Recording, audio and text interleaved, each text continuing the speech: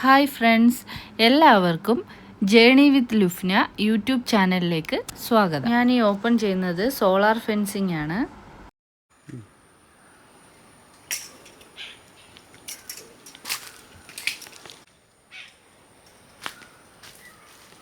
ഇന്ന് നമ്മളുള്ളത് നമ്മുടെ കൃഷിയിടത്തിലാണ്.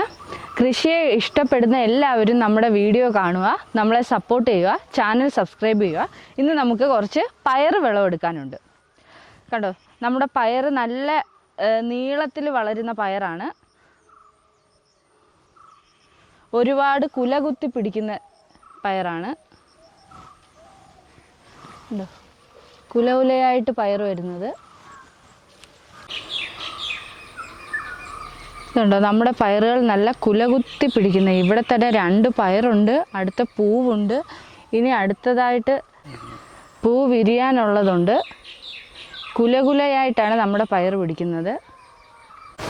ഇതിൽ കണ്ടോ, പയർ വരുന്നു, 2 പൂവ് വിരിഞ്ഞു. പിന്നെ അടുത്ത ഇനി ഇവിടുന്ന് പൊട്ടിക്കളിക്കും. നമ്മൾ പയറെടുക്കുമ്പോൾ ഒരിക്കലും ഇവിടുന്ന് ഒടിച്ചെടുക്കരുത്. നമ്മൾ ഓരോ പയറായിട്ട് ഇറുത്ത് വേണം എടുക്കാൻ. ഇത് കണ്ടോ, കുലകുത്തിയാണ് നമ്മുടെ പയർ പിടിക്കുന്നത്.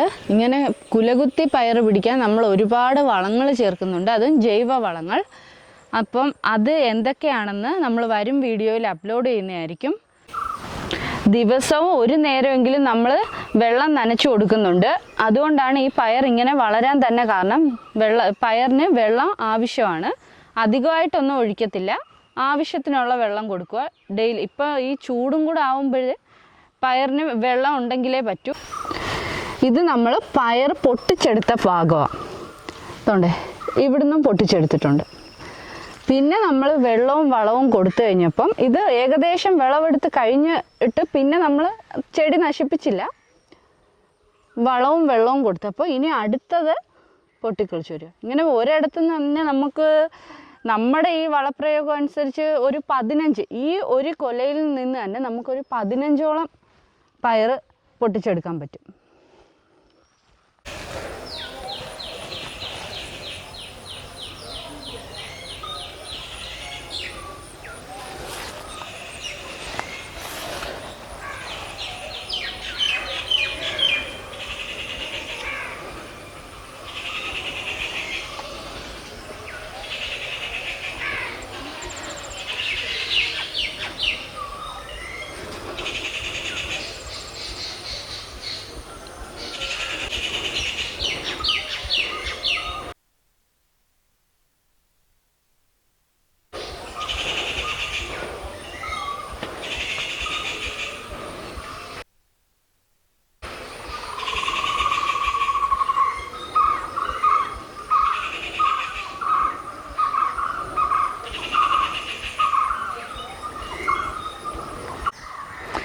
ഇനി നമുക്ക് നമ്മുടെ പയർ വിളവെടുപ്പിലേക്ക് പോകാം.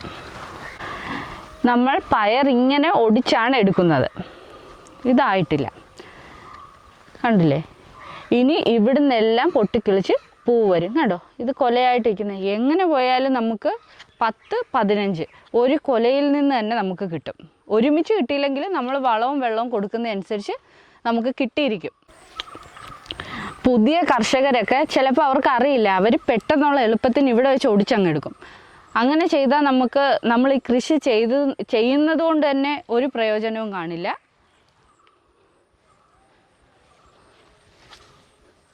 ഇതൊക്കെ ഇനി ആവാനുണ്ട്. വേനൽക്കാലം ആയതുകൊണ്ട് തന്നെ കീടങ്ങളുടെ ശല്യം കുറവാണ്. അതുകൊണ്ട് നമ്മൾ പ്രത്യേകിച്ച് കീടനാശിനികളൊന്നും ഉപയോഗിക്കുന്നില്ല. പിന്നെ നമ്മൾ ഫിഷ് അമിനോ ആസിഡ് ആഴ്ചയിൽ ഒരിക്കൽ സ്പ്രേ ചെയ്ത് കൊടുക്കും. അതല്ലാതെ നമ്മൾ ഒരു തരത്തിലുള്ള കീടനാശിനികളും ഉപയോഗിക്കുന്നില്ല. ഫിഷ് അമിനോ ആസിഡ് സ്പ്രേ ചെയ്ത് കൊടുക്കുന്നത് എന്തിനാണെന്ന് വെച്ചാൽ ഇത് നല്ലപോലെ കുലകുത്തി കായ്ക്കാൻ വേണ്ടിയാണ്.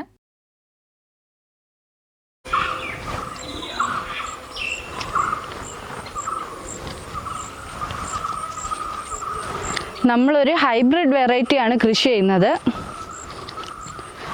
നമ്മൾ കഴിഞ്ഞ വർഷം ദീപികയാണ് കൃഷി ചെയ്തത്. ഈ വട്ടം നമുക്ക് കിട്ടാഞ്ഞതുകൊണ്ടാണ് നമ്മൾ ഈ വെറൈറ്റിയിലോട്ട് വന്നത്. ദീപികയും നല്ല വിളവ് തരുന്ന ഒരു ഇനമാണ്.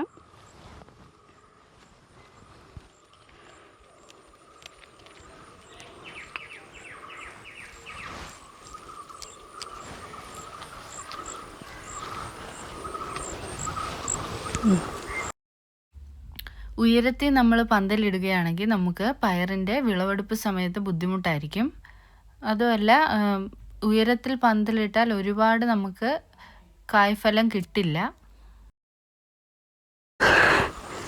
നമ്മൾ ഉയരത്തിൽ എടുക്കുമ്പോൾ പോലും നമ്മൾ ഒടിച്ചെടുക്കുന്നില്ല. ഒടിഞ്ഞു വരരുതേ, ഒടിഞ്ഞു വരൂ.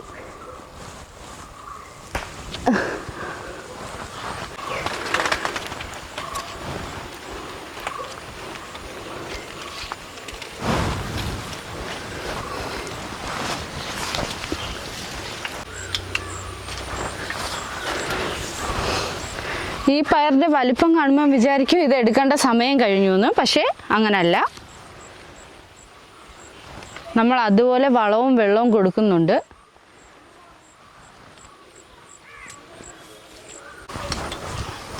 കണ്ടില്ലേ? പയറിൻ്റെ മൂട്ടിൽ നിന്ന് തന്നെ കുലകുലയായിട്ട് പയർ പിടിക്കുന്ന ഒരിനം വെറൈറ്റിയാണ് നമ്മൾ ഈ നട്ടിരിക്കുന്നത്. കണ്ടില്ലേ? മൂട്ടിൽ നിന്ന് തന്നെ നമുക്ക് കുലകുലയായിട്ട് പയർ കിട്ടും. ഇനി അടുത്ത വിളവ് നമുക്ക് നല്ലപോലെ കിട്ടണമെങ്കിൽ നമ്മൾ നല്ലപോലെ ഇനി അടുത്ത വളപ്രയോഗം നടത്തണം. നമ്മൾ ആഴ്ചയിൽ ഒരിക്കലാണ് വളപ്രയോഗം നടത്തുന്നത്, അതും ജൈവ വളപ്രയോഗമാണ് നടത്തുന്നത്. ഫ്രണ്ട്സ്, നിങ്ങൾക്ക് നമ്മുടെ കൃഷിയിടത്തിലെ ഒരു അതിഥിയെ ഞാൻ പരിചയപ്പെടുത്തി തരാം.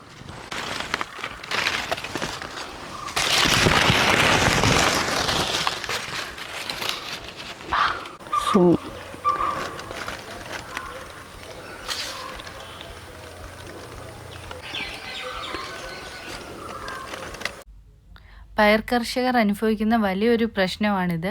കിളികൾ ഇതിനകത്ത് പയർമണികൾ മാത്രം എടുത്ത് കൊത്തി തിന്നിട്ട് ബാക്കി ഭാഗങ്ങൾ ഉപേക്ഷിച്ചിട്ട് അങ്ങ് പോവും.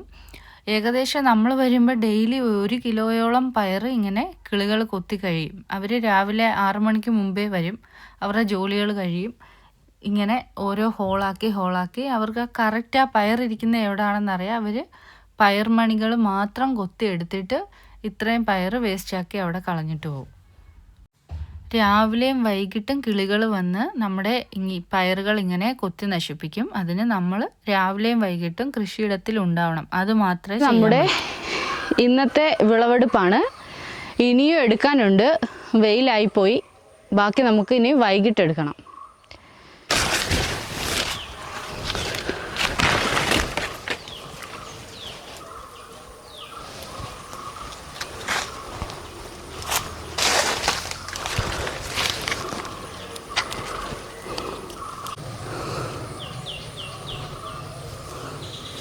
നമ്മുടെ പയറിങ്ങനെ കുലകുത്തി പിടിക്കുന്നത് നിങ്ങൾ കണ്ടല്ലോ. അതിന് നമ്മൾ പ്രത്യേകം ജൈവവളങ്ങൾ ചേർക്കുന്നുണ്ട്. തികച്ചും ജൈവ രീതിയിലാണ് നമ്മളിവിടെ കൃഷി ചെയ്യുന്നത്. അന്നേരം എന്തൊക്കെയാണ് നമ്മൾ വളങ്ങൾ ചേർക്കുന്നതെന്നുള്ളത് നമ്മൾ അടുത്ത വീഡിയോയിൽ അപ്ലോഡ് ചെയ്യുന്നതായിരിക്കും. നിങ്ങൾ ചെയ്യേണ്ടത് ഇത്ര മാത്രം: നമ്മുടെ ചാനൽ സബ്സ്ക്രൈബ് ചെയ്യുക, ബെൽ ഐക്കൺ അമർത്തുക. അന്നേരം നമ്മൾ അപ്ലോഡ് ചെയ്യുന്ന അനുസരിച്ച് നിങ്ങൾക്ക് വീഡിയോയുടെ നോട്ടിഫിക്കേഷൻ വരും. സപ്പോർട്ട് ചെയ്യുക.